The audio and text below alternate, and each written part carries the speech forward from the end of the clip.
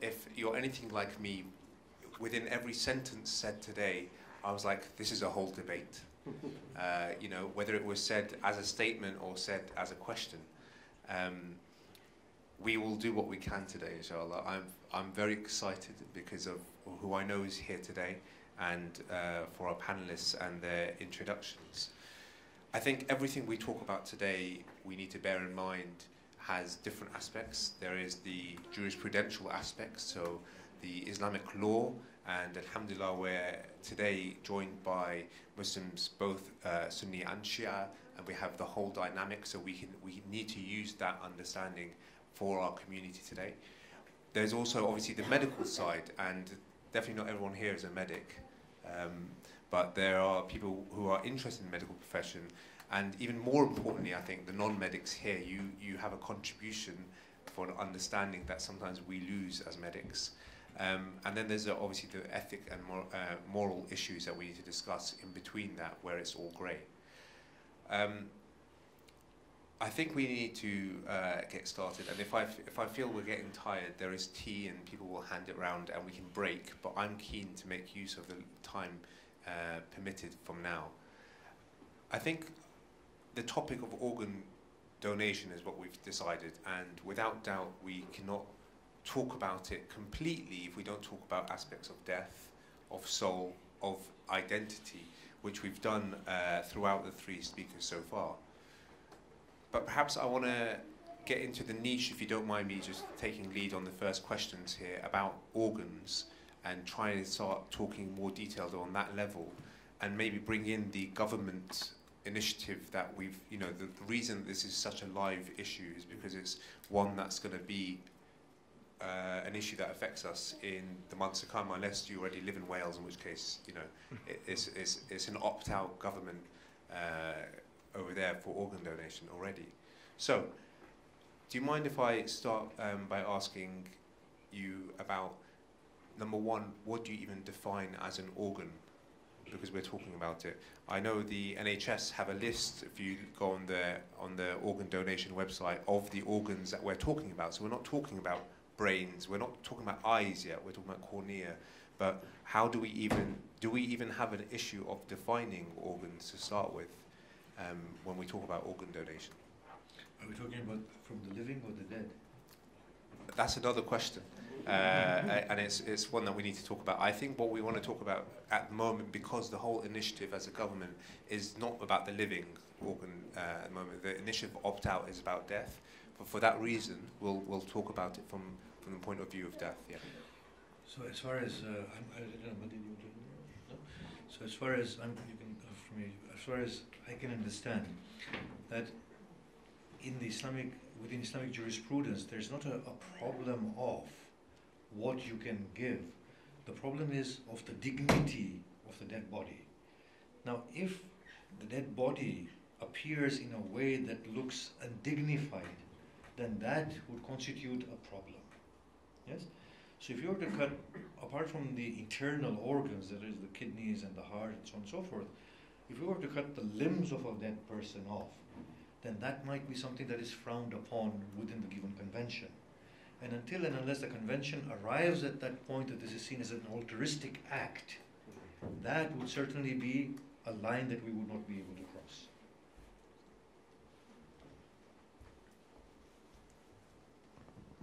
There have been 2 hand transplants, I think, so far in the UK. It's not an option, but if you are a match, they will contact you and see if you allow it, and that might be a problem, because that might be still. We're not doing this right.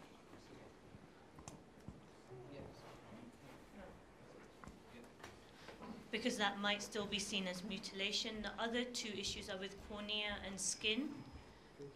Yeah, because that might be seen as mutilation, although apparently even when the corneas are removed, there's a prosthetic eye that's replaced, and the skin is only taken from the top of the back, so when it comes to viewing it doesn't appear mutilated.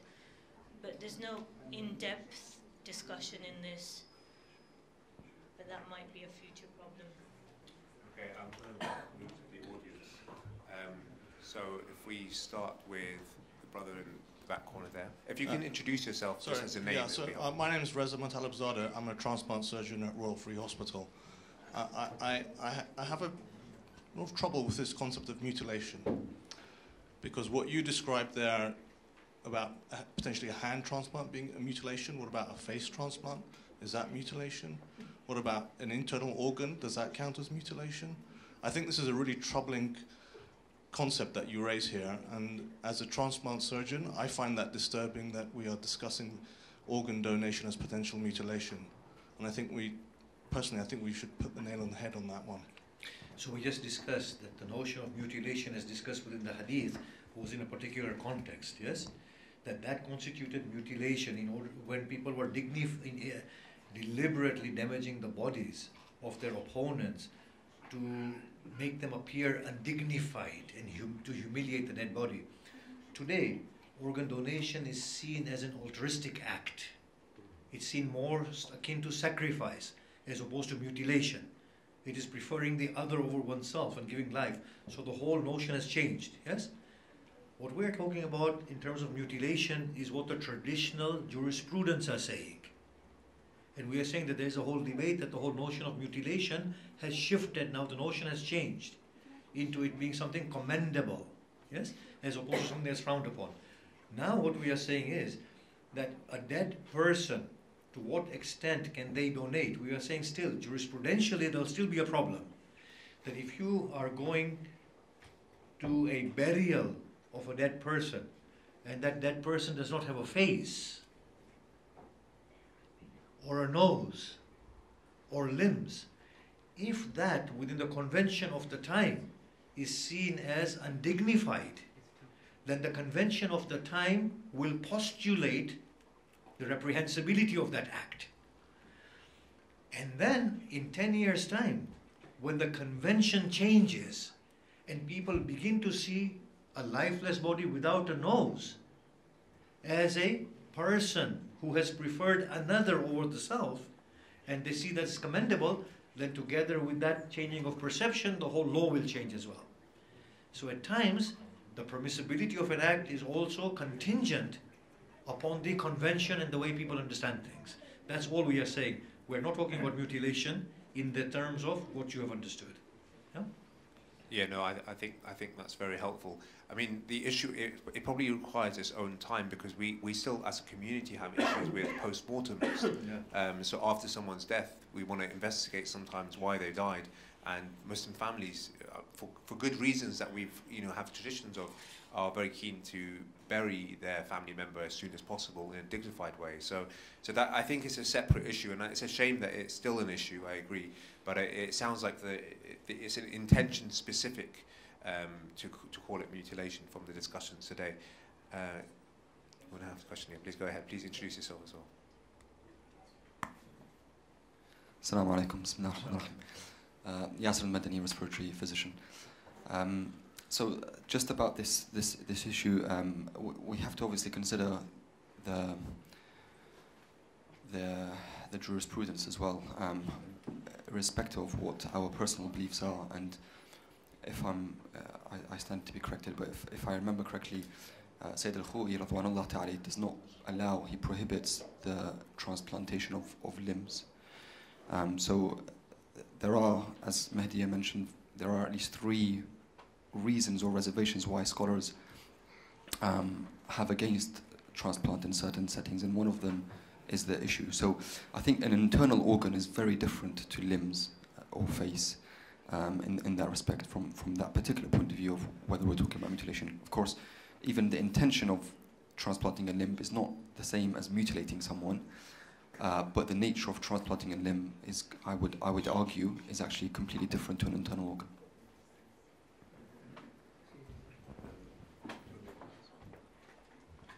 But that is a current custom. So right now we think, okay, internal organs, because we can't see any difference, that's not a problem, whereas external organs are, but that could change. So the people who are pushing for hand transplants say it should be as normal as kidney transplants in the future. And when that changes, the whole custom will change. And even external organs may not be seen as anything bad, or it won't be, it won't be a problematic to people, so it could change too.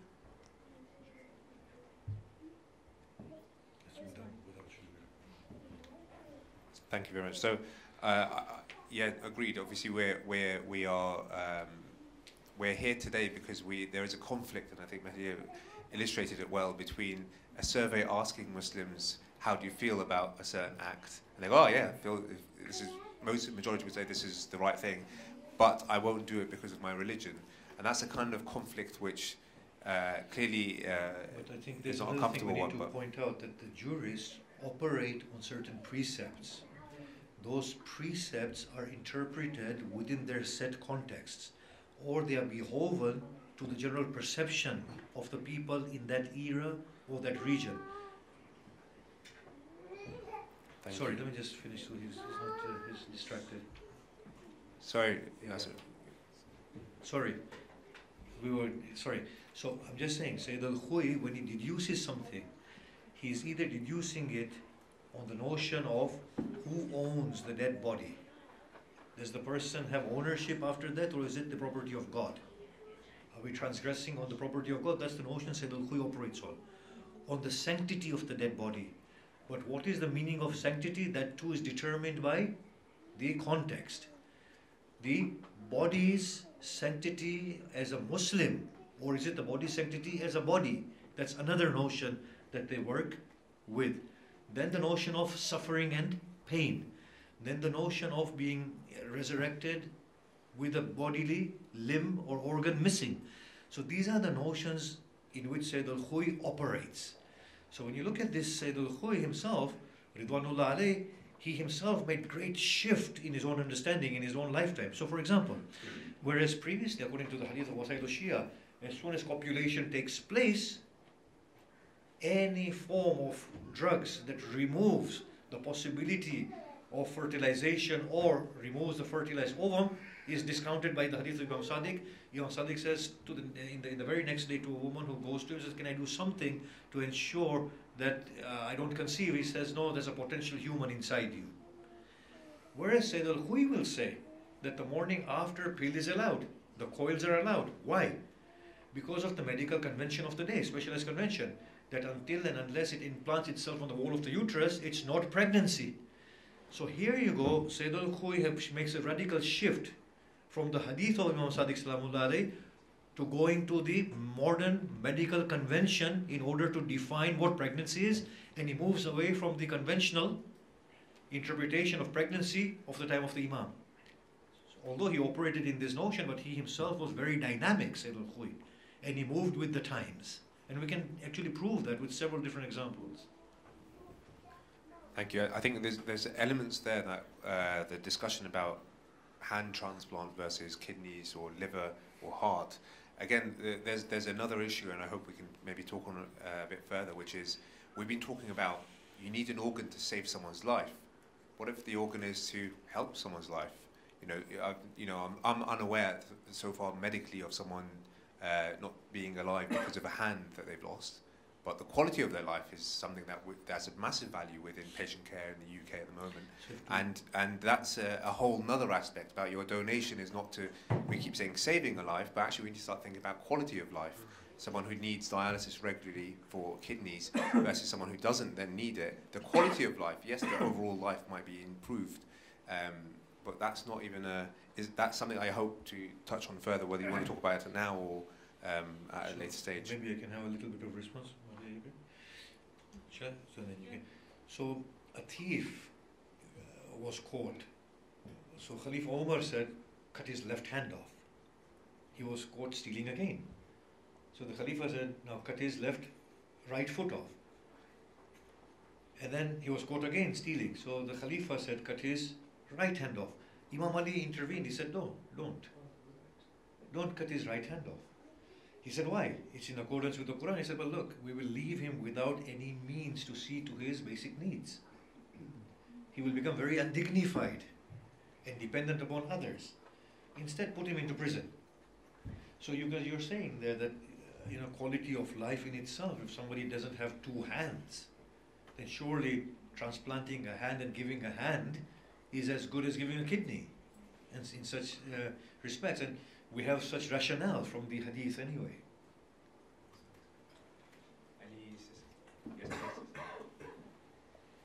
My name is Rabia Yaqub. I'm a GP in Harrow.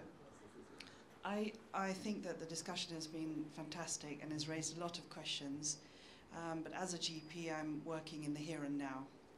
And I think we are leagues away from Muslims donating anything, to be honest.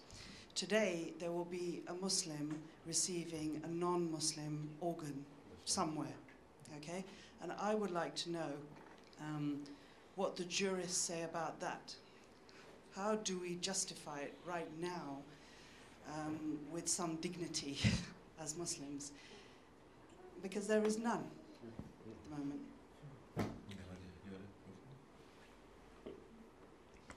We don't. As I said, this idea of Muslims donating to non-Muslims, I couldn't find anything to justify. There's not even an attempt to say why, it's just a fatwa.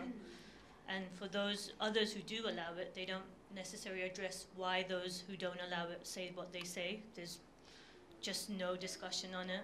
And until regular people start to raise that question, I don't think it will ever be addressed or answered.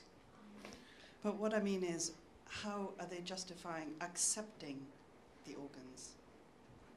That I don't know. No, because they're saying, see, it's something that we will frown upon now when we discuss this.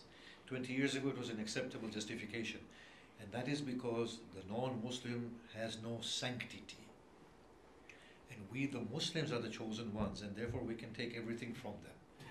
That has been the justification, believe it or not. Yes, that the non-Muslims have no sanctity, I don't believe this, none of us believe this, but that has been the traditional justification, yes, that we can take from them in order to retrieve our own rights. Yes, whatever they have is ours. For example, however, Madia discussed in one of her discussions that Sayyid Fadlullah and others are now saying that, look, it is not good to receive without giving. We are in a reciprocal relationship here, and all of us under the same banner. So they're making a move. The jurists are thinking about it.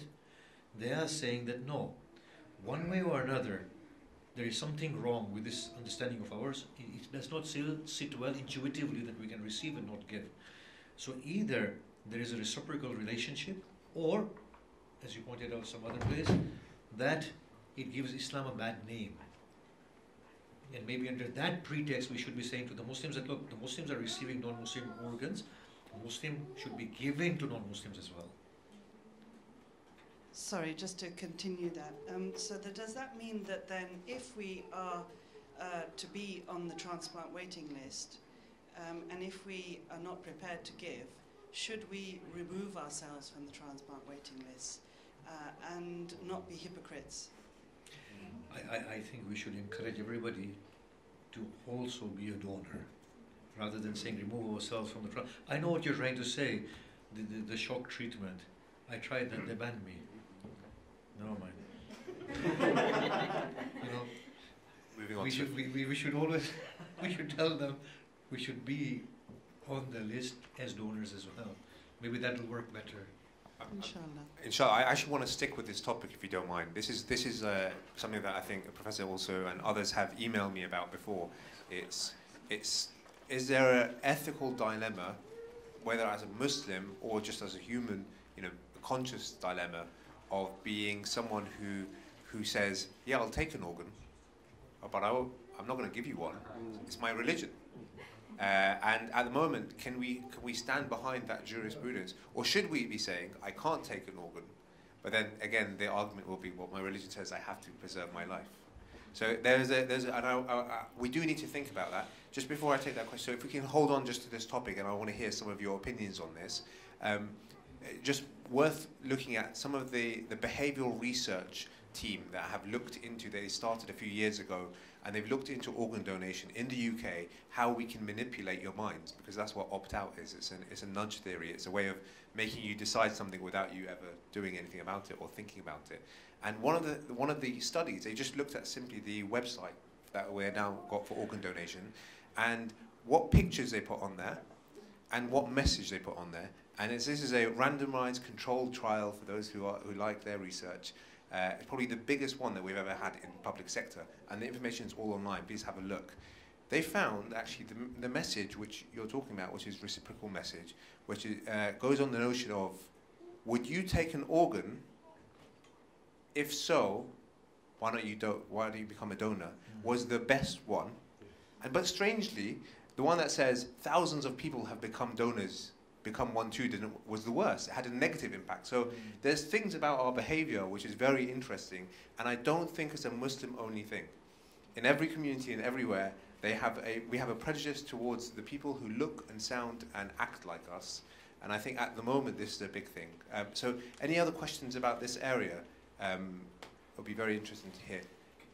Can I add? So I think this is just to illustrate this topic. So, and also what makes me really happy. So Dr. Rabia, if you don't mind saying, was one of the really prominent GP trainers on my scheme. And so what's fantastic about this is she's going to be training generations of GPs to come. She doesn't plan to retire soon, I hope. And that's really, really important. That's what's lovely about this discussion, because not only are we having this discussion here, but we're taking this further. So I hope you don't mind me pushing you, but her husband is here, and he's a prominent, I've already heard about him, prominent professor of transplant surgery. Do you have any points about this you would like to air from your side? My wife has already answered the question, asked the question which I had written to you, and I had not told her this, so I must give her full credit that she asked the question. But I think what we heard, I'm really very grateful to all of you to tell us from the other side, where we are trying to save one life day and night, from your side. So it was very nice to hear what the religion perspective is. But I think one thing which surprises me is that when I have got a Muslim boy, the only boy in a family, sitting at that in front of me, asking for an organ, he's not bothered about your discussion, I'm sorry to say. This is the person who is on the receiving end. We never talk about, when we talk about us, we never talk about the people who are on the waiting list.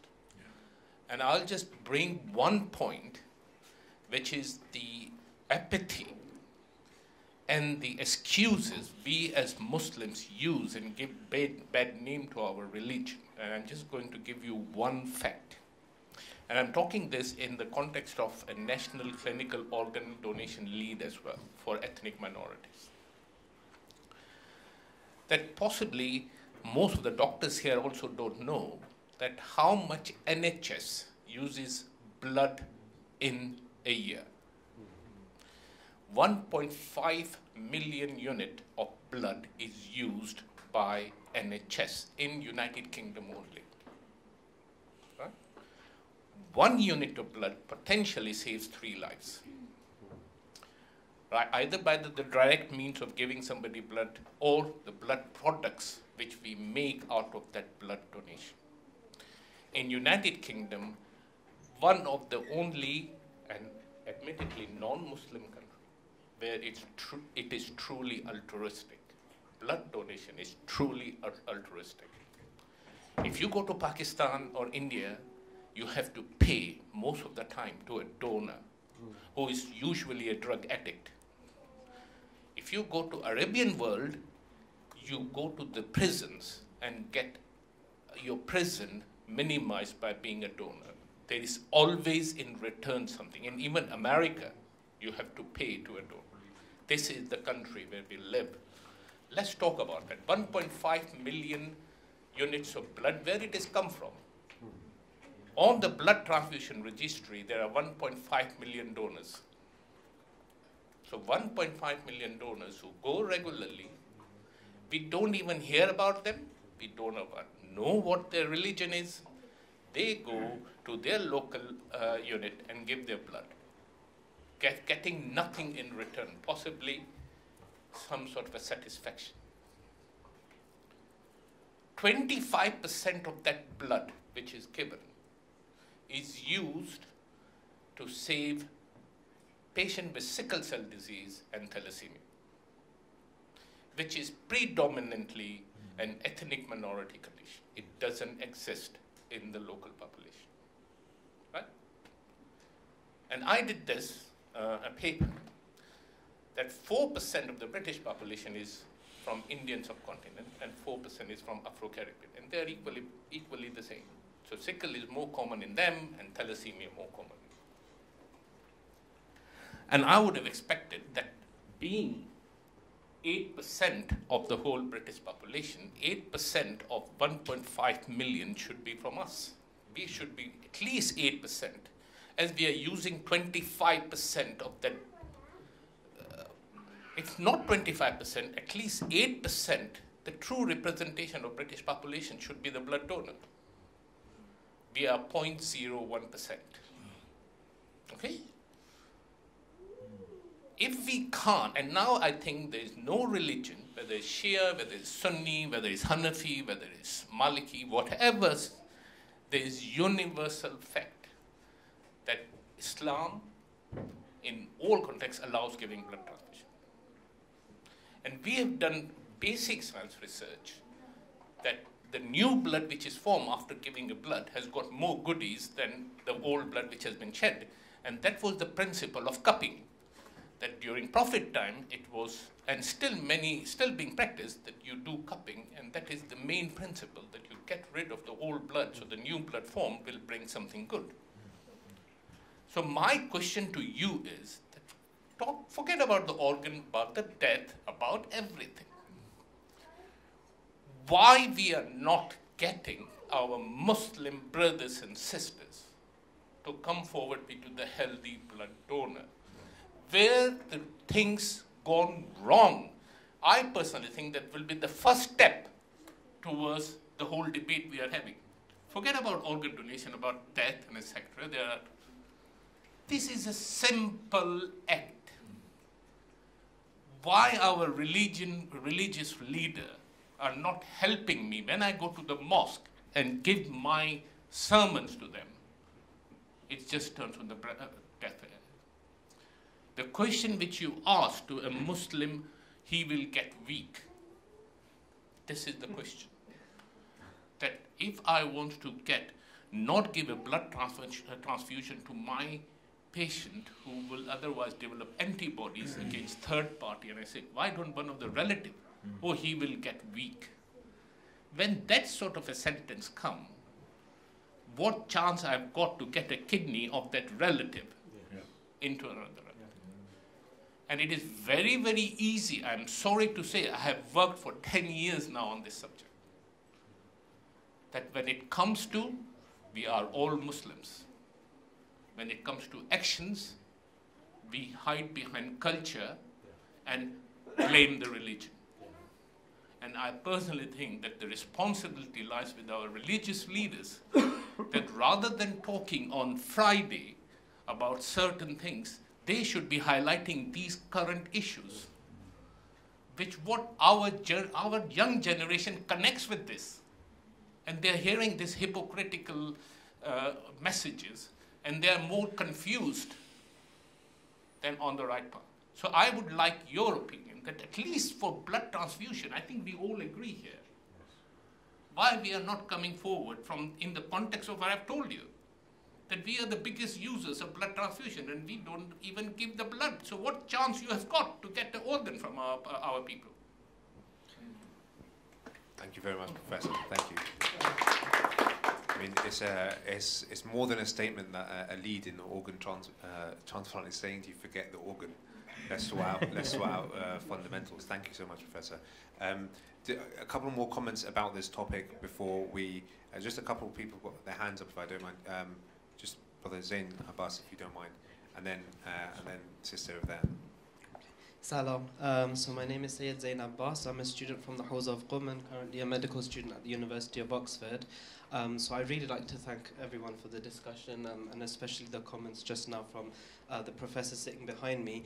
I think there's two things here. The first is with regards to living organ donation, the Maraja are quite clear that whether it's to save the life or to help the life of a Muslim or a non-Muslim, it's a good act. So it's important for us to be clear where our religion stands on this issue. Yes, that we're failing as a community to encourage Muslims to donate living organs is a problem and it has to be addressed. So that's one thing. So I agree there. The second issue is to do with organ donation from dead Muslims. Okay. Now, the reason why we descend into this discussion about Muslims and non-Muslims and can you donate and can you take related to the GP's question over there is because there is this notion about the hurmat of the Muslim of the dead body of a Muslim, and that creating a barrier for us, for example, destroying that dignity in order to donate to the body of a non-Muslim. Now, there are various jurisprudential reasons why that has happened. However, because I'm medical and there are lots of medical people sitting in the room, we want solutions, we want practical solutions about how to move forward. Now, there's two ways that one can move forward. One is to undermine the religious authority and to use kind of a few principles that we as common people know here and there and to kind of march forward like that. And the other way is to work with the religious authority in respect of their authority and helping to collaborate with them to move forward in a more holistic way. So I'm going to support the second view, and I hope that everybody else does as well. And the solution that I'm trying to put forward on this is that if we know that there is a likelihood that a Muslim will benefit from anybody donating an organ, so for example, if I died tomorrow and I wanted to donate my heart, for example, to the UK's organ donation pool. Now, I do not have certainty that that organ will go to a Muslim. However, there is a likelihood that it may, because there are 3 million Muslims living in this country. And 3 million is a big number from 66 million. It's, it's not, well, kind of 10%, but it's at least 5%, and that's a big number in medical terms. So what my proposition is that in order to provide a solution to this issue about Muslims donating to non-Muslims, etc., we send a question to the ulama, to the maraja, and we say that, yes, we do not have certainty that this organ is going to save the life of a Muslim. However, there is a likelihood that it may. Because of that likelihood, is it permissible for Muslims to donate organs after death into the UK organ donation pool? And therefore, we kind of overcome this whole discussion about the hurmat of the life of a Muslim and not a Muslim, etc. Thank you. Can I just do you want to answer that, and then we'll go to the last? Thank you so much. That is a way around it, like maintaining the tradition. Let's go to a region where Muslims form less than 1% of the population. And there is simply no likelihood of a Muslim organ going to a Muslim. The answer would be no, right? If you go to a region where Muslims are less than 1%, yeah. Yes? And if you were to put this question in that context, the answer will be no, because there's no likelihood. Yeah. Can you see that? Yeah. So the fundamental problem is that the jurisprudential thinking needs to change. It is dynamic and it is changing. So it is changing. Sayyid al-Khuy made changes, Sayyid Khamenei. Look, Sayyid Khomeini accepted brain death as death.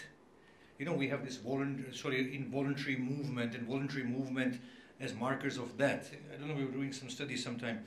And Sayyid Khomeini was very clear. Sheikh Makarim is clear as well. So there is a movement. Sayyid Fadlullah, they're taking sociological, ethical consideration. So there is a movement, it's dynamic. We don't need to go around this route. I'm saying, okay, fine, if it works, it works. We need to actually point out that there's a pressing need on ethical grounds, yes? And I think these mujtahideen are not so beholden to a method. They themselves are working outside the method. They themselves are looking at sociological, ethical considerations as well than medical consideration, yes? So it's not as difficult. It's just a question of emphasizing it. Can we get... So completely agreed on that issue. However, coming from the medical side, completely agreed on what you said. However, today somebody needs an organ. Right now, this hour somebody needs an organ. Tomorrow somebody needs an organ. So this is a pressing issue. I want to save life. Yeah, you have a point. So what I'm saying is definitely agreed with what you're saying, but in terms of today, for the United Kingdom where all of us live and work, if we can provide a solution by saying that there are 5% Muslims in this country, therefore there is a likelihood that these organs will be of use to Muslims, we can solve the problem for tomorrow. In terms of the grander problem and the ethical and fundamental principles underlying this discussion, yes, but it's not going to solve today and tomorrow's problem. Point taken. Thank you. Can I just get the next question, and then we'll come back to discussion, because I think everyone now wants to engage. Sorry, Bismillah, Assalamu alaikum. I'm a pharmacist, and actually my dad, he had a kidney transplant. So at the age of, so this whole topic is very interesting to me. So I would like to share this story with you. At the age of 60, he was diagnosed with kidney failure, and he was on dialysis for 7 years. And then he got a kidney donor, so he had a kidney transplant, and he lived for another 8 years.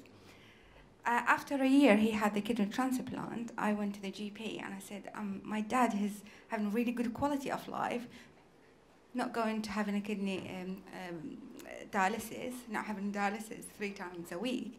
So can I actually sign a form to donate my organ? She said, yeah, sure. And it was very simple. It was 5 minutes. Put my name, NHS number, and I signed it. And I was really happy. And my dad lived for another 8 years after having the kidney transplant. And he passed away not because of kidney failure of the new kidney. He actually had lung fibrosis. So, you know, I was just so grateful to that person who actually donated a kidney to my dad, and he stayed around with us for another 8 years. So I don't see why not, you know, donate. Thank you so much. Yeah. Thank you. I mean, the power of those messages. Yes, we live in a narrative, and I think it's very important to have these stories shared. Uncle, do you mind? Yeah. My name is Ahsan Zaidi, and I'm a consultant surgeon. Sheikh, this debate has been going on for a long, long time, and I'm very grateful to all of you that you have really got good speakers and good discussion. I'm reminded of a time in 2000 when we had a conference in Delhi, and we had very good people from Dar es Salaam and Maulana Kalbi Sadiq Sahab as well, and we had this narrative, and he who saved the life of one. And we had a big debate, and they all agreed. And I'm very pleased to hear that Sheikh is saying that they have given permission certain marjas to donate. My argument was, it'll actually imbibe and insult our adl. If we are adil, you know, we have to treat everybody as equal. As our sister said, you know, we have to, you know, give. If we can take it, we have to give. The other thing is, I think the marjas should understand that blood is also an organ. Is that a tissue? You know, we've been donating it for a long, long time and saving lives. And that has to be actually, you know, imbibed in the system. I'm so glad that you have said that so many marjas, it added to my knowledge, this has happened. Like your father, my uncle had a cardiac transplant in this country. If he was in India and Pakistan, he would have been under the earth. He lived 19 years. Mahdi Yaqub did his transplant. Thank you very much. Thank you so much, Uncle. Very, very valid points. I'm going to come back to you, Professor. Just there's one question there. Yeah. And then any... Hello, my name is Hassan. I'm a GP in central London. I just wanted to pick up on the point of blood donation. So there is a campaign that's been going on for over 15 years called the Imam Hussein Blood Donation Programme, and it has been recognised in Parliament for all of the work that it's done as well. I think what's important to address is that blood donation is becoming very popular.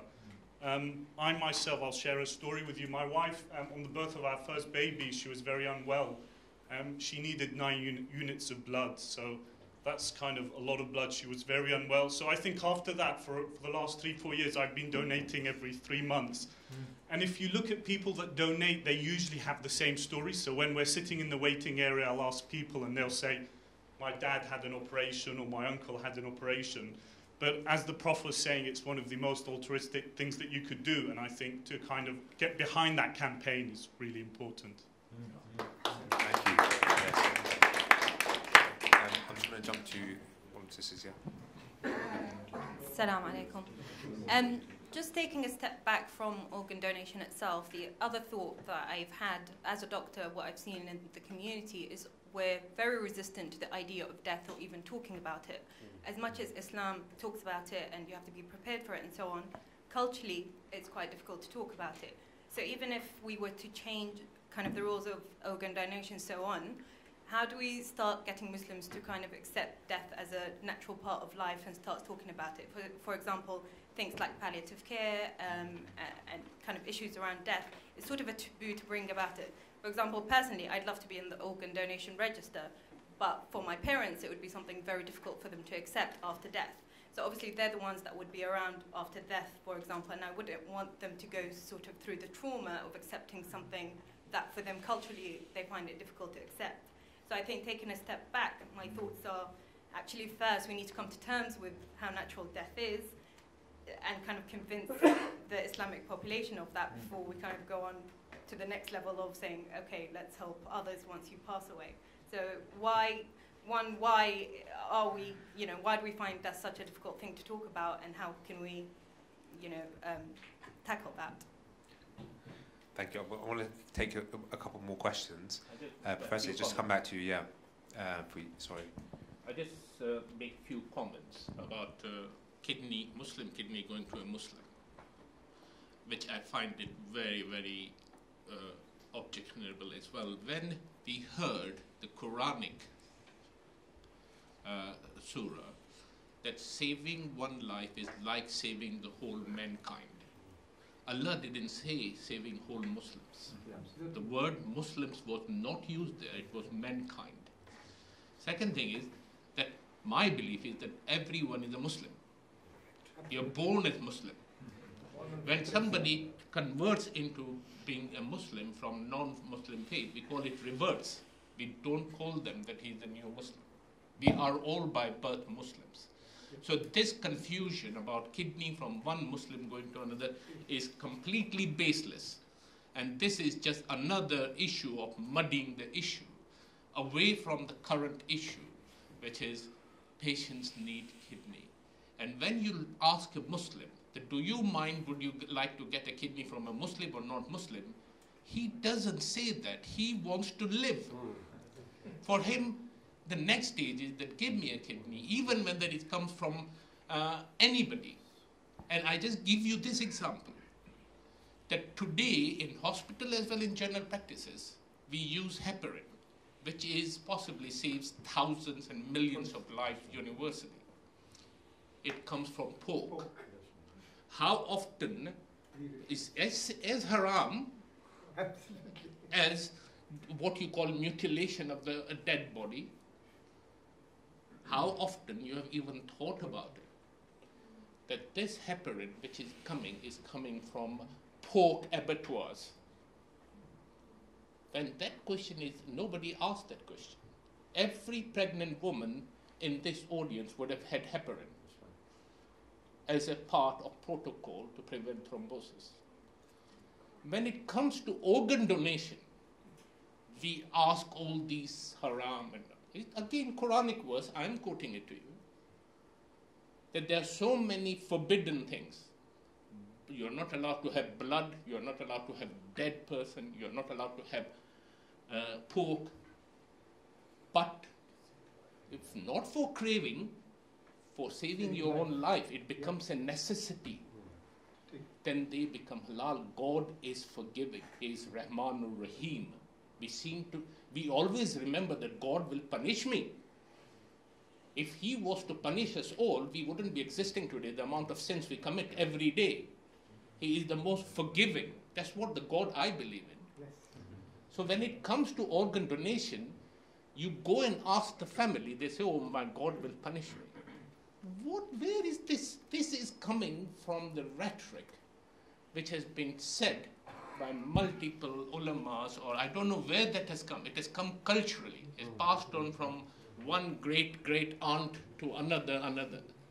We need to move away and move into the modern 21st century, for God's sake. Thank you, Professor.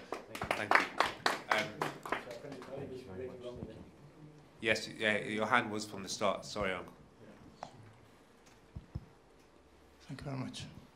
Yes, I'm glad that Sheikh Arif has answered one point which I was wanted to ask about dividing humanity into kafir harbi and non-kafir harbi, which I believe is the source of ideology that Daesh is depending on. My question is, I think one of the anxieties that arises within people is that when people tick the box about donating their organ, then it's similar to giving a blank check. That when the time comes, when the moment comes, things will get out of hand. Really, even the family will not have any say in that, especially in the presence of overzealous surgeons. With all due respect, so I don't know how Do you have any ideas about how to deal with that? I can answer that. Can I?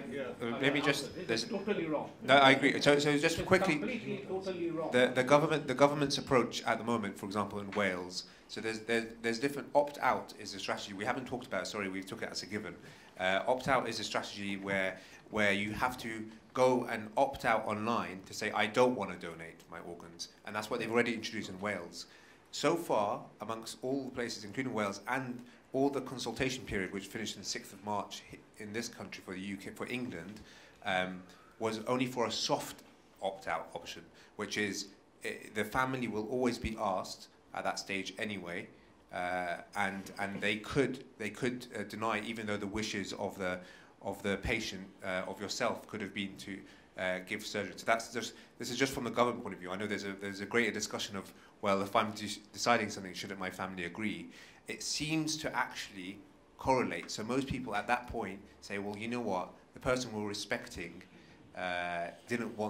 wanted this, we'll go ahead with it. So that's the theme based on the culture in Europe, yeah, which I don't know how much might apply to our culture if someone actually wants to go against their family members, the deceased wishes. So that's just quick background about what the discussion is. It's not actually going to ever introduce an family can't get involved, and it never has so far when it's been used. So there's a question here from Uncle Will. So I'm Nizar Merali, I'm a GP local in Harrow and trustee of the Salam Center. Brother, I don't know your name, but when you started talking, my blood started boiling a bit, but then I swallowed my words. Then I heard Professor Magdi Yaqub, and I said to myself, and I tell my medics here, medical colleagues, whether you like it or not, people, both within the Shia community and the Sunni community, listen more to ulama than the doctors. Yes, that's a fact. You tell one alim to pass a fatwa, much more likely people to stop smoking than we can keep on doing, although we've done quite well. So, if they say it haram, it will just happen, yeah? So what I'm really saying, that I think the tactics is probably right. We want an answer from the scholars. We want an answer from the scholars the way we present the question to them. So let's use that tactics whilst we educate them in the next 100 years, inshallah. But in the meantime, let's just have the answers. Thank you, Uncle. I'll take the question from sisters, yeah. Can I share it with my sister here, because she's been waiting, same as me. My question, I'll just stick with one. My question was about, you said that for living donation it's allowed, because I think it was the reason, because it's the will of the person that they can say that I want to give my organ. No, they have autonomy. Autonomy, yes, yes.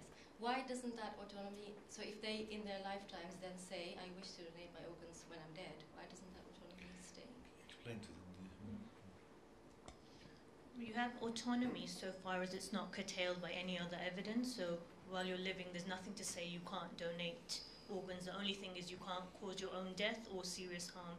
When you're dead, there's narrations which say you can't hurt the dead body, you can't break the bones, and those restrict what will you can and can't make. And that's why autonomy doesn't apply there, because those narrations. The dead body basically is not your own property. No, even if it is, because there's narrations that specifically say you can't hurt the dead body, that's the limit to what you can do with it. There's also narrations that say you can't hurt a living person's body. Yeah. Right? So that would override somebody's will to hurt. Say I want to self-harm. So the notion. That would be wrong. So then the notion of harm depends on what do people think harm is. Exactly. So drinking a can of Coke might be harm, but we'll say no, this is acceptable. Donating a kidney might be harm, but this is acceptable. Okay, what about donating your heart? Well, that will kill you, so that's not acceptable. Sure. So they use custom to define what type of harm is acceptable. But in death, they use narration to say no type of harm is acceptable. That's why they have to go the long route to try and justify it.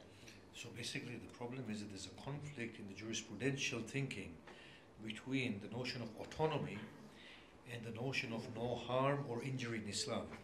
These are always contrasted to mean that whilst you're living, you're allowed bearable harm upon the self. Now, but after you die, the whole theological notion comes up that is your body your own belonging.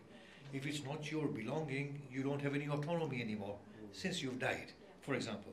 The mutilation aspect comes at a later date. The first fundamental question is, does your body belong to yourself? Now we are finding exceedingly that intuitively we know these things don't make any sense. So we are finding now that they are becoming obsolete. All these notions that you can't do it after death and so on and so forth, becoming absolutely obsolete. But we are beholden to our jurisprudential methods. So what we do is, we try and find a particular precept that can override that one. In a legal framework, as you said, in a legal framework, to do the right thing which we intuitively know. So there's one approach to say this is just obsolete, and the other approach is the one that will actually convince everybody and to say, no, this is within the tradition itself. So obviously, as Dr. Nizar said, from following from my dear brother, that it's better to go through a route that is acceptable by all, even though we know it's a long-winded venture. If it works, if that's the last option we have, we should try that. Huh? Thank you, Sheikh. Do you mind if we're going to come back to you just both of there? Assalamu alaikum. My name's Shabir Morali, I'm a GP. I think I'm very thankful for your wise words today, and I'm glad to see that a lot of us here are of the same thought process, that actually we would like to be donors. And I think it's great that we are talking about it and debating it, and I'm glad to hear that Sheikh Arif is saying that even in the marja it's evolving. But I think the real challenge is educating the wider community, and also, the jurisprudence to evolve with the medical thoughts.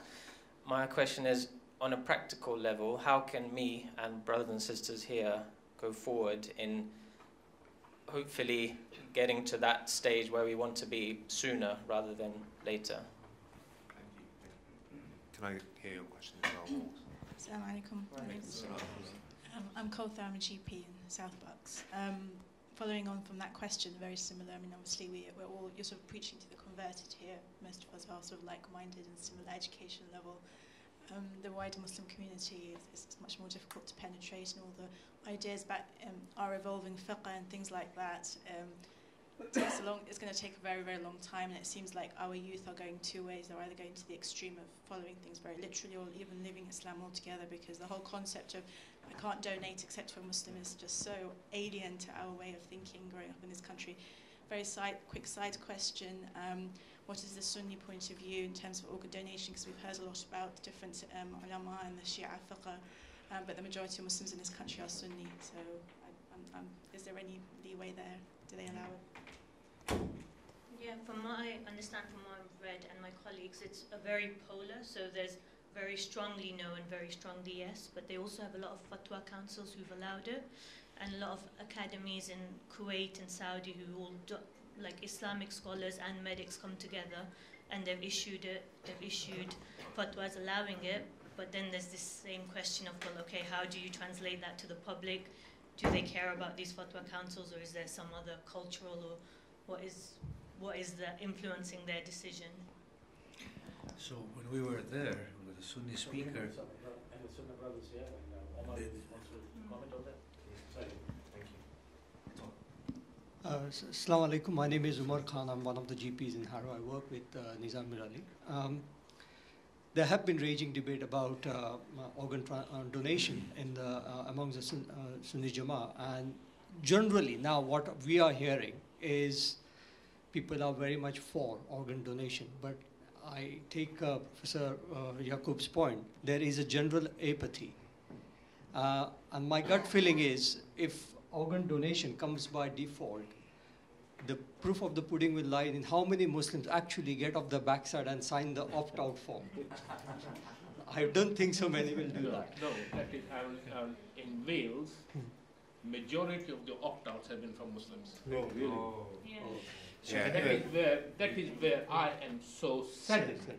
So that if you were to look at the opt-out register from Wales, most of them are from Muslims. And it doesn't say whether it's Shia or Sunni, I can't say, but this is what. Because all the mosques in Wales called their worshippers and told them to opt out.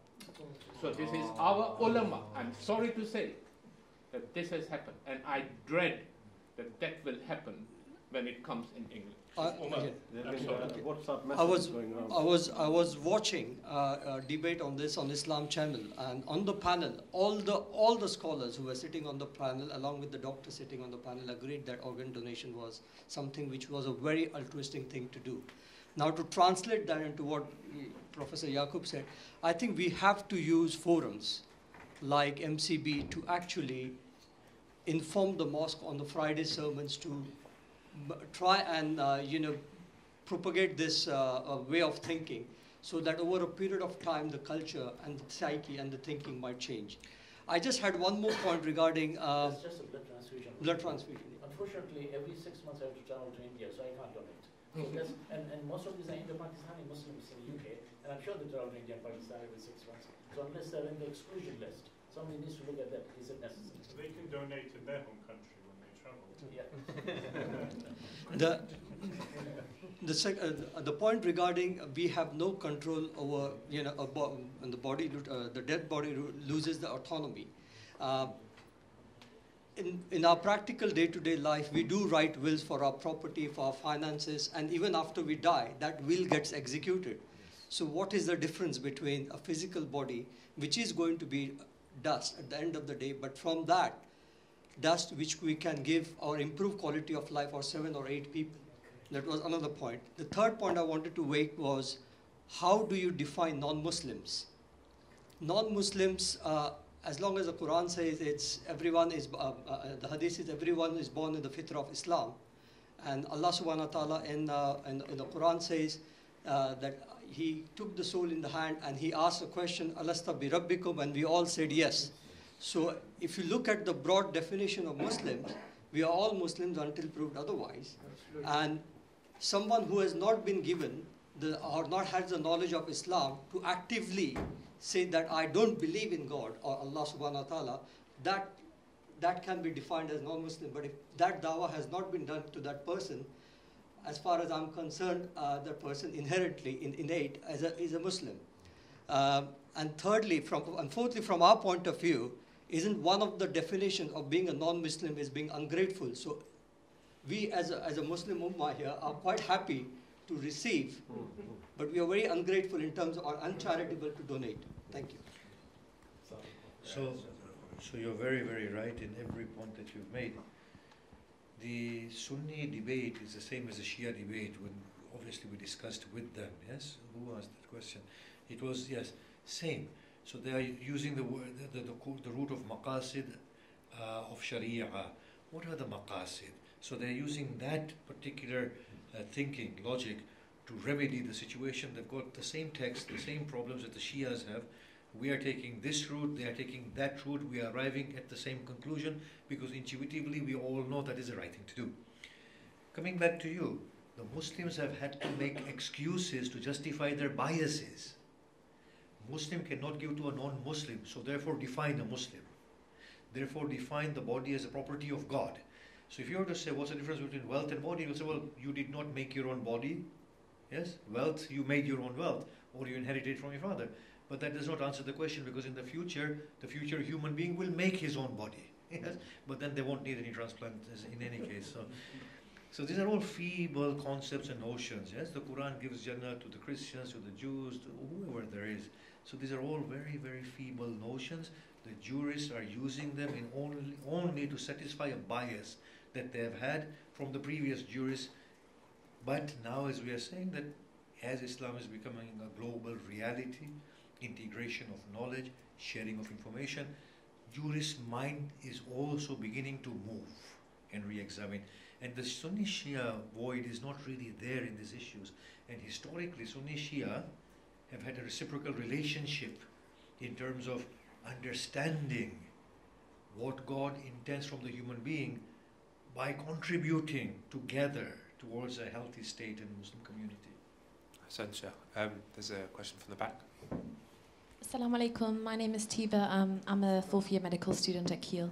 Can I just point out the sort of elephant in the room? I think we're all having a little bit of trouble because we have a bit of cognitive dissonance going on. We kind of, maybe we feel more at ease with Western medical values, ethical values, than we do sometimes with Islamic jurisprudence, and as a result we're left trying to navigate it, trying to find loopholes so that we can give our organs, so that we can do what we believe is right. But my question is just a quick one about going back to the dignity of the human body.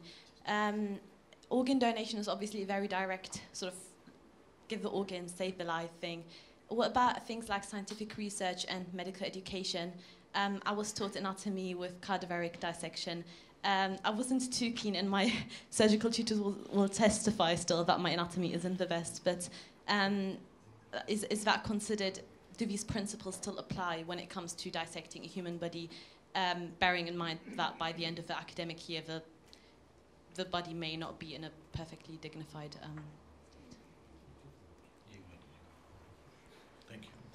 Yeah, it's the same sort of principle. So if it's a necessity for the community, then it is allowed and it has to be done. We need to have doctors for a community to function, for society to function. And if to have doctors it requires people to test on bodies, then that is then allowed through that route of saying, well, it's a necessity in that way.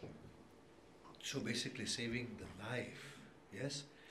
If that is contingent upon medical research, if medical research is contingent upon autopsies, then in that case, the sacredness of the body is overruled, yes, by the sacredness of the life of the living.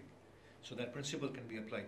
I just want to clarify a metaphysical sort of a principle here that we have been talking about but not really coming to. The dead body, according to our hadith literature, does feel. It feels pain. On many occasions we've seen that when a person's limb is cut, the mind still treats that space as that limb. Yes? Now, obviously, there is pain after death as well, because it's a form of life that is retained. We said that by our definition of death, life does not go from the body. So death is not cessation of life, it's a cessation of a particular type of consciousness or activity, yes? Or what you call volitional sort of activity. Now, when a person knows what they are doing, at that point that pain is anticipated. So if I know I'm going to have a needle pricked inside my arm and I'm giving my blood, then that pain is anticipated and expected. So I'm prepared for it and I've accepted it. If a mind is prepared to say that, look, I will donate my organs post-death, in a post-mortem state, then the mind of that person that we consider dead is still functioning. The mind is prepared to withstand that pain for a greater purpose. And that's a perfectly fine route to go over that pain factor. That do not be harsh to a dead body because they feel pain. It's true, they do feel pain. The Imam has said that there's some form of, consciousness there, there's sense perception there, or maybe not even sense perception, just mental pain, yes? But if the mind is prepared that, look, I will go through this pain after my death, then it's acceptable, yes? Thank you, Sheikh. Zaman, do you want to? Assalamu alaikum. My name is Zaman and I'm a non-medic. So, thank you. There seems to be, for me, two overarching issues here. One of them is the mentality, which was mentioned by the professor in front of me. And the second one is the Islamic aspect, which for me is what I want to focus on in my question. And they seem to be, for me, overarching and much more important than all this educational stuff we're talking about today, because we're not even reaching here at this moment. So across the Islamic community in the UK, you've mentioned there are those who maybe go to mosques or follow jurists who go down the maqasid sort of way, and those who are a bit more liberal or a bit more contextual, whatever the correct term is. Now, I want from you, please, an ironclad, airtight response of a practical way that helps us to get past this so that all this education becomes meaningful. Okay, this is what I'm looking from yourself. So, I happen to be following a jurist who says no, right? Now, I go to a mosque where the imams or the imams in my community say no. Right, I'm thinking to myself, I want to do good. So where do I go out of this? I need from you an answer like, for example, right, in a circumstance like this, where you feel that this is clearly incorrect or against all what you feel comfortable with, there is an answer that you are allowed to leave that particular jurist and follow another jurist or something like that. Can you give a clear answer if you're stuck in that position, what you can do, please, so that this education becomes useful? My own school of thought, yes, and I've said this time and again, that intuitively, if you feel something is wrong, no jurist fatwa can absolve you of responsibility. If you feel not giving your organ to one in need is wrong intuitively, then that intuition is what you will stand by in front of your God. Now, obviously, I realize it's a slippery slope, yes? But if you just want to, because the application of it can become very shady. But what I'm saying is, at this point in time, I believe in full form of fallibility. That's fine, and God will forgive. Fallibilism is my whole principle, yes? If you just want one response without me discussing it further, then I would say, don't go against your intuition. Thank you. You pass the microphone just forward here. Assalamu alaikum, Mujahid, vascular surgeon. I want to point that at the moment we're talking about the relation between donor, recipients, and doctor as a triangle, and keeping the scholars outside that triangle as if they have some supervision on it. The reality is, in order for them to give the right answer, they need to come into that triangle. It will become a square in a way. They are responsible. If you go to a scholar and tell him you are responsible for the 3 deaths every day of patients waiting for a donor, their mind will change. They will understand the reality of the situation.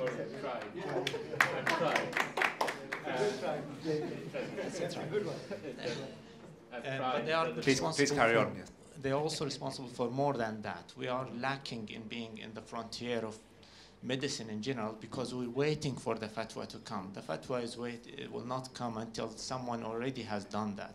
So you're actually prohibiting young Muslims from going into medical school because of the issue of dissection and anatomy. You're prohibiting them from going into certain specialties like obs and gynae because a male can't examine a female. You're prohibiting them from doing the transplantation because of what we're discussing today. And then when everything sits in place, someone starts to change their mind quite lately, and we just stay in the behind of everyone else. Thank you. Thank you very much. Yes. So, one second, please. So there's a just to quickly try to categorize some of the things we're talking about. I agree with my brother who mentioned that one aspect of this is definitely a behavioural aspect. I think. And this is why I'm very keen, and in the last time we met, we were keen to come together and create this as a forum, because we want not only to have events, we're all working in the same industry. I don't want to just have an event and feel enlightened, then die and donate my organs. I want to actually change that concept. So we need to, as a group, study what makes people do what they do. And we know for a fact what I think is right and what I do every day is always not compatible. You know, and a good example is how much your tap will be on while you brush your teeth or you're doing something. That amount of water waste a day is something I know I don't want to do, yet every day I'm doing it. And that's exactly why the government have taken this thing called opt-out.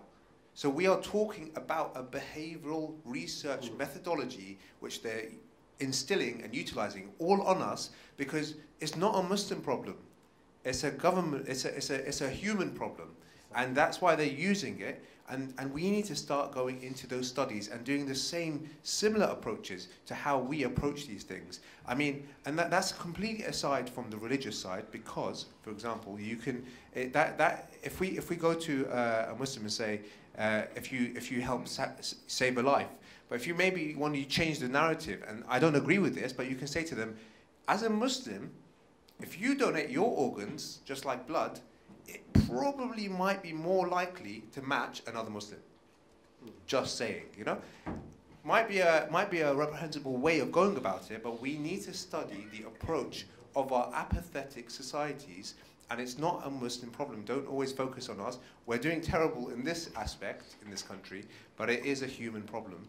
And then I think the other issue we need to work on, and I think Brother Zain, who I know you want to comment again, very clearly was talking about doing something in the immediate and now, but being aware that the Islamic side needs to maybe have a revolution of ideas, which it always has, according to the Sheikh. So there's a difference of strategies of what you do now and today versus changing the narrative. So I'm just going to come back now to the question. There's one there and one here. So do you want to start, Zain? Sure. There are a few comments that I wanted to make. So the first is, I would invite everyone in this room to review the riwayat of the Holy Prophet, peace be upon him, and the A'immah alayhimus salam about the status of scholars in Muslim society and the importance of Muslims being in obedience to them and making them the leaders of that society in the time when we do not have the imams with us. So I reiterate the approach of us working with the ulama rather than against them, and also taking the utmost respect in doing so. The second thing that I want to mention is relating to what Sheikh Arif said with regards to something going against your fitrat. Now, I think we as Muslims need to take a step back and think about, is my religion such a bag of chips that basically it would cause me to go against my fitrat and make me do something which my fitrat was screaming at me and telling me was right, yet my religion, as I say, is a bag of chips that it's asking me to not do the action.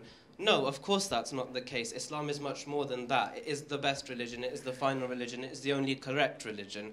So this leads me to the issue, answering the brother's question, and I'm going to be bold and try to do that. What is a practical solution for us today, tomorrow, when we leave this room, as medical people, to take this issue forward, okay?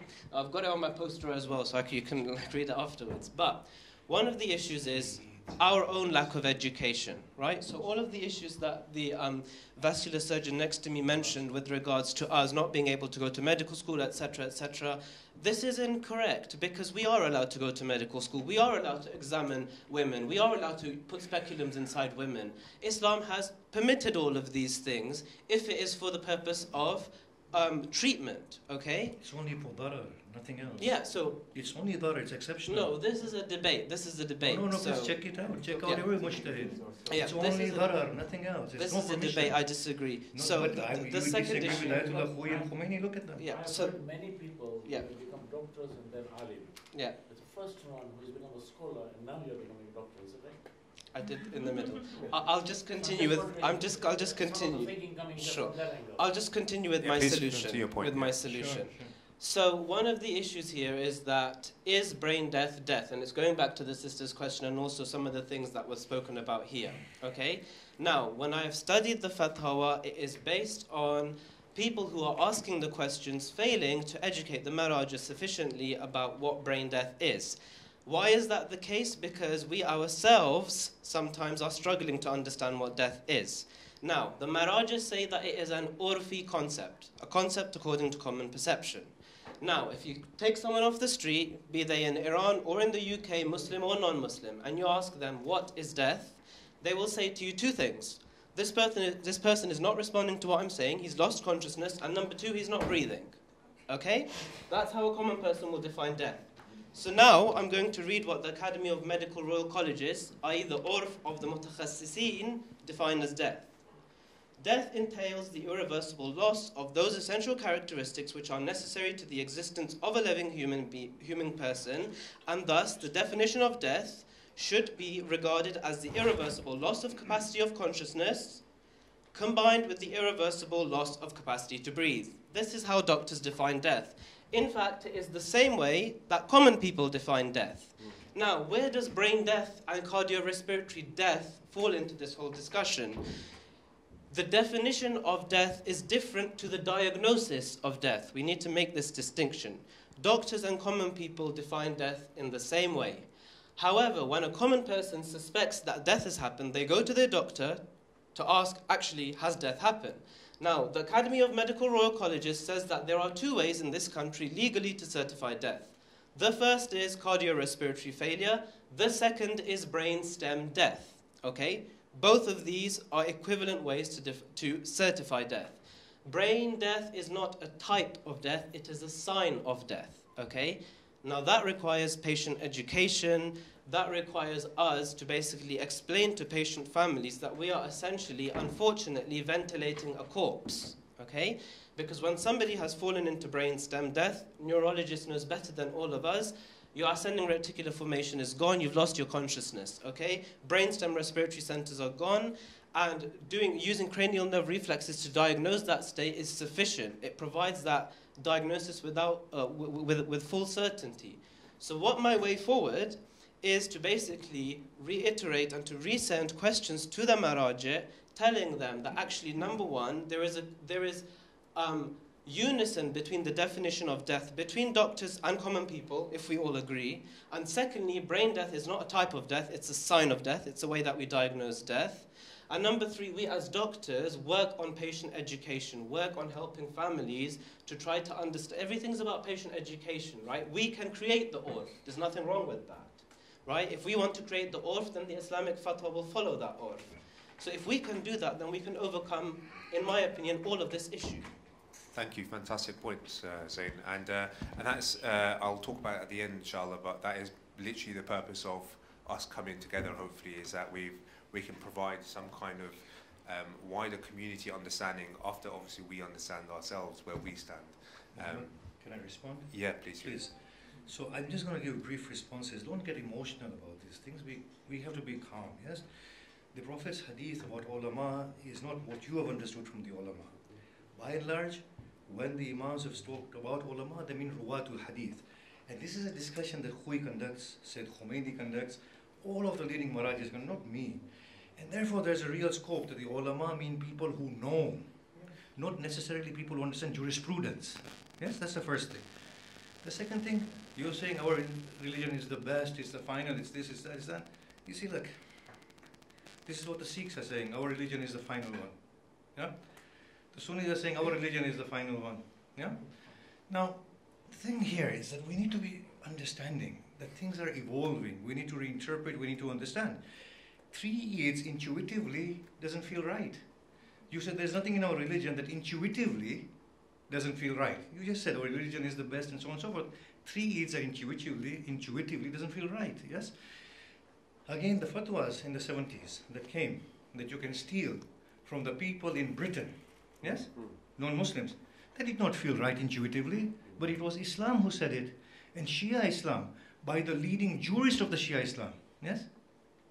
Then again, the fatwas that came, that you can defraud the system. We know this, in the 70s we were here. People would burn their cars, yes? Plan the stealing, plan a theft in their own houses to claim insurance. Steal credit cards. So I think, look, instead of getting emotional about these things, we need to be understanding, yes? Religion has gone against intuition on so many occasions. Today, the statement that a Muslim can take organ from a non-Muslim and a Muslim cannot give it because the Muslim has priority over the non-Muslim, this is the fatwa, and this trend is now changing, is inconsistent with the ethos of Islam. إِنَّمَا أَكْرَمَكُمْ عِنْدَ اللَّهِ أَتْقَاكُمْ. Yes? It's nothing to do with Islam. These are biases. Don't get appalled by these things. We are all the same. Today we will say something. By tomorrow another person will sit here and say whatever Arif said was inconsistent. He said something that was relevant for his own context. To carry it beyond their context is wrong. So what the ulama have done in their own context previously was absolutely watertight. But to continue it beyond their context, and that's why in a series of lectures I've said that a lot of Islam today is responses of the ulama to given situations in their own times. They were right at that point. To continue it beyond that situation becomes wrong and it's no longer Islam, yes? So we shouldn't be emotional about things. I don't think I was being emotional. I would defend you as well. Zain, he's passionate, but he's definitely not emotional, and very enlightened. Shireen, would you like to introduce yourself? Assalamu alaikum. I'm a fourth year medical student. Very not as learned as most of the people here, I don't think. So my comment will be rather simple, I think, but maybe a bit of simplicity is what we need sometimes. My issue, I think we haven't addressed the issue of society in this debate, in the sense that we're talking a lot about how we're interpreting the rules and whether we can. I don't think we're interpreting the rules in the sense that we can give to a Muslim or a non-Muslim, but that's how the majority of Muslims have interpreted it, and that's the problem that we're facing. And I think the fact that people are doubting whether they should donate an organ of a dead person to a non-Muslim in order to save their life, and they're questioning that, is a problem, because if this doesn't see doubt in them instantly that they could save a person, whether they are Muslim or non-Muslim or Sikh or whatever, that because of the sanctity of a dead body which they're about to bury in the ground and they're going to let it rot, then I think that's a problem. And for want of a better word, integration is probably the issue, in the sense that we have a community and we have a strong sense of identity as Muslims, which is amazing. But also we are part of a wider society and we all depend on each other and live together. And if we think that us as Muslims gives us a different definition of human as someone else, that we would then question who we're giving our blood to, even, because blood costs us nothing to give, and it's like the professor said, it's the most altruistic act. Costs everyone nothing. A poor person, a rich person could give blood, and it's the same blood. And the fact that people were questioning whether we should give it to a Muslim or non-Muslim, I think is a problem. Like, half my family is non-Muslim, so I think maybe the issue for me is more apparent, because I would never let my English grandmother die because I could give her a kidney. So in that sense, it's almost ridiculous. And I think that it's the society, like Muslims' position in society as not something separate, but we're all the same. God made everyone, so we're all the same, really. So we're Muslims, but we're also humans.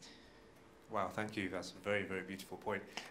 Yeah, please, round of applause. It's very nice. I think the simplicity of that is not definitely the right word, but this is an ongoing topic, and I think Professor Zaidi, who unfortunately couldn't stay for the whole, introduced it early on, and then Mahdi also mentioned it too, that this really comes back again, though, philosophically, to this issue of how we approach this with virtue ethics, deontological, or consequentialists, you know, which utilitarian is part of them, because the approach that the Islamic approach to that is one that seems to be deontological, because you can't do something that might be wrong to your rights for something at the end.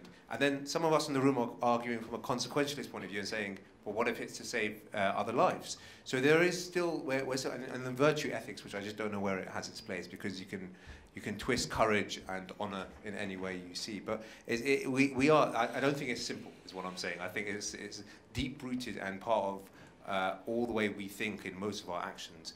We're close to running out of time. By that I mean food is here, nearly. And the discussion needs to continue. So I'm going to take a couple more points before we come to our closing remarks. Is that okay? Yes, Uncle. Assalamu alaikum. My name is Talib Jadi. I'm a consultant endocrine and vascular surgeon. I just want to make a couple of points. One is an excellent meeting. Thanks for organizing it. I think we all are trying to blame everybody, marjas, society, everything. I think we should all start at home. If we can tell our families to donate anything, doing anything good, whether you're alive or dead, doesn't matter to who you're doing it, whether it's a Muslim or a non-Muslim. So I think we should start at home first. Make sure that you sign a donation card, or you don't opt out of donation, and not blame marjas and everybody. Go with your intuition, as the Sheikh said. Whatever you feel is right, do it. As a surgeon, I don't look at whether I'm operating on a Muslim or a non-Muslim, or whether he believes in God or not. I think the important thing here is do the right thing if you feel it's right, and He, the Creator, is going to forgive you if you've done it wrong. Thanks. Excellent. Thank you. Any other question? Yes, Uncle. Sorry, just I'm a pharmacist. Not very long ago, I received a WhatsApp message from quite several groups, which was asking Muslims to opt out, and it was very worrying, to be honest, you know. And I'm wondering if that had an impact on the world situation. Now, Muslims are a minority, but the Shias are a minority of the Muslims as well. And here, a majority of us are Shia. And what I wanted to suggest is, I think there really needs to be a joint effort between Imamiya medics and mainstream Muslim, Sunni Muslim medics, so that there is there is a joint effort to counter these messages that are coming through, and they're very powerful. I had so many groups that sent it forward to me, and luckily I managed to Google an article about organ donation, which was done by Sayyid Muhammad Rizvi some time ago, and I sent it to as many people as possible to counter that. But I would suggest strongly that you need to have this type of meeting, but it should be with the Sunni Muslim community and Sunni doctors and jurists present as well to have a better impact. Thank you, Uncle. So just to say, this is actually the organisation people here. So I know Salam Centre are hosting us and IMI are helping us, but the reality is that this is all because we want to educate ourselves, and Zain is just part of this GP community, and we're all part of the same community. So if we want this to continue, it's our presence from our backgrounds here today that will make the difference. So I completely agree. And as many times as possible, two things to say there, we will always try and get a more global perspective from Islam, and also the fact that we haven't left the scholars out of this by the fact that there's a scholar who's a sheikh and not a doctor at the front here hosting most of these discussions, that we are after the square approach, although I know that's a negative word in America. We're trying to triangulate with our scholars in mind as well. So I definitely agree with you. But it comes back, that question really comes back again to how we change behavior. After all our education, we go and then we go home and we might have wanted to vote against Brexit, for example. Suddenly, out of nowhere, a WhatsApp message comes round to every single auntie and uncle in our community, telling them, by the way, it's haram to even think about, this is, and suddenly all your work for 5 years is outdone by this new generation to WhatsApp sending messages around. So it's true, we spend most of our time now saying this is not true. That's the message I'm sending to most groups. This is not true, because but maybe we need to facilitate a WhatsApp message, a viral one. Yes. Send this to 10 friends, and you'll save whatever lives or whatever. It might be that we need to use such approaches. So with some fatwas that agree, especially like you said about blood. But you can imagine, Uncle, there will be a reply to that either way. We're running out of time, so I want to just take one last question from Asir again. Thank you very much for this great event. It's been really interesting listening to everyone's views. Maybe as a final message, it would be good to take something practical as a solution, because we've clearly identified some barriers and some challenges to organ donation. Some of them are jurisprudential, some of them are educational at a community level, and our understanding of brain death. One of the things that I've taken away from today was Sister's summary of 3 reasons why, from a jurisprudential point of view, there's resistance towards organ donation. One being the body and sanctity, the other being the recipient, the religion of the recipient. Those two I don't think are inherently medical in and of themselves. However, the first point, which was the issue of death and the definition of death, is very, very medical and very pertinent. And this is where I think we as medics can come in and be part of the solution. And I think definitely the ulama have to be part of the solution as well. We have to, tides are changing and opinions are changing, but there is still a very strong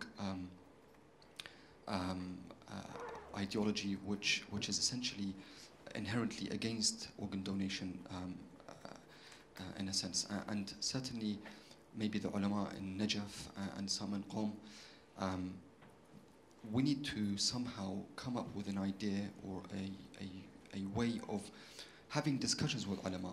We as specialists ourselves in our own right, as medics and scientists, we have a role to play here. We should be part of the solution and not just identify the problem.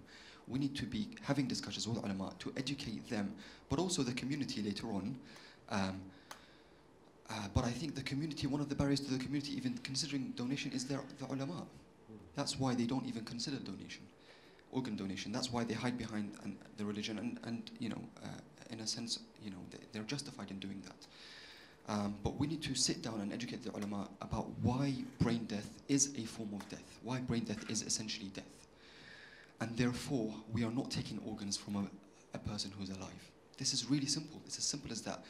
Brain death is death. The only reason why it has come to the forefront in the last 30, 40 years is because of technology in ITU, in intensive care. Before that, we were not able to save lives.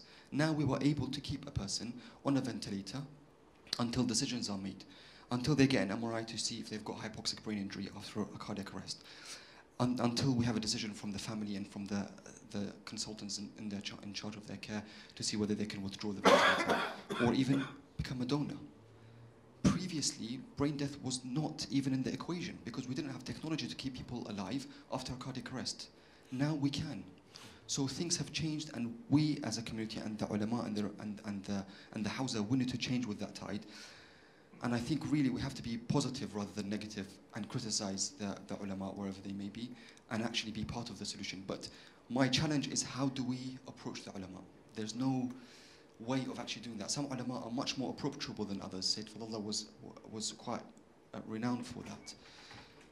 But most of the ulama are not like that. So I think we have to, and if we have more people in that committee, for example, like Sheikh Araf, who understands the medical issues but also the Islamic issues, that really helps. I think Imamiyya Medics International is a great platform to do that. Sorry for taking long. Thank you so much. What a pertinent point to end our discussion for today. Thank you very much, Sheikh. Thank you very much, Mahdi. Honestly, fantastic and such wholesome contributions today that we were only probably able to chew at the peripheral aspects of the content that obviously is part of the organ donation topic today. It's exactly what we want to do today. This is the Muslim Medical Ethics Group. Okay? Forget the different titles and everything that comes with it. I know in this room, everyone who's here today has probably a network or someone they know on either a scholar platform. You know, we have people studying and scholars here today. On a medical platform, we have leading people in the organ donation in the NHS and people dealing with it day-to-day, transplant surgeons. On a social platform, we have wide community abilities. The dream and what we discussed about last time that we want to bring to reality is that this becomes a forum. Let's make something practical out of this. I'm going to reiterate what we want to do from this. We want to, for those who are engaged in this, and take this beyond just a meeting of a couple of hours, which will be forgotten once you enjoy your food very soon, that we stay in touch online, on a WhatsApp platform, and maybe by email, that we create something which becomes a guideline. I want, my medical background affects me here, but I want guidelines. I don't want protocols because, I don't know I can say it as a protocol, but I want guidance. I want us to produce the first guidance on these issues. And let it be wrong. Let it come back to us, send it to this community, send it to these scholars, send it to these medics, and then revise it. Let's start producing the hub over here. And with the platform of IMI, with the platform from all those we have in organ donation, from blood donation, so on, we are the body that can make this happen. And before we meet, inshallah, in a few months' time for the next one, I mean, you can imagine this topic, we talked more about death on this topic probably than we did in the last topic, which was about death. That's how much each topic is entangled. So we need to start being practical, but continue this series of thoughts, because together we're starting to generate a new way of thinking together. Now, inshallah, we'll end here. Please, excuse me, I'm just going to bring Zain back to the floor. We're going to send you, inshallah, emails out. For anyone who hasn't registered outside, please leave your email and your name there so I can email you and tell you what the next event is, so that I can ask for feedback from this one to see what you think went well or not. And the topics of next time. I mean, we've got so much to discuss. So, genetics is one of the big new topics. We're doing genetic manipulation now. Where does life, death, soul even come into that? This is, on a lab basis, we're able to reproduce humans and clones. There's the topics about genetics. There's topics within what we've talked about today, or what you can do within your own life. Topics still we haven't even touched on. So we'll try and email you some of the pertinent ones. But the organ donation one is a real live example, and I think we should take lead on that topic as a continued issue beyond this forum, because the consultation period is finished, and if the professor is right, what he said about the Wales, that the community there and then opted out and the opt-outs were Muslim, we're not that different to Welsh, you know, apart from we lost in the rugby recently. Well, you know, there's not much of a difference. So the reality is we need to think, if we really care about this issue and people are opting out, we have to be that drive. And inshallah, I think we can. So hopefully we'll email you guys out. Please do register, as I said, if you haven't. And I'm just going to let Zain finish with the closing remarks.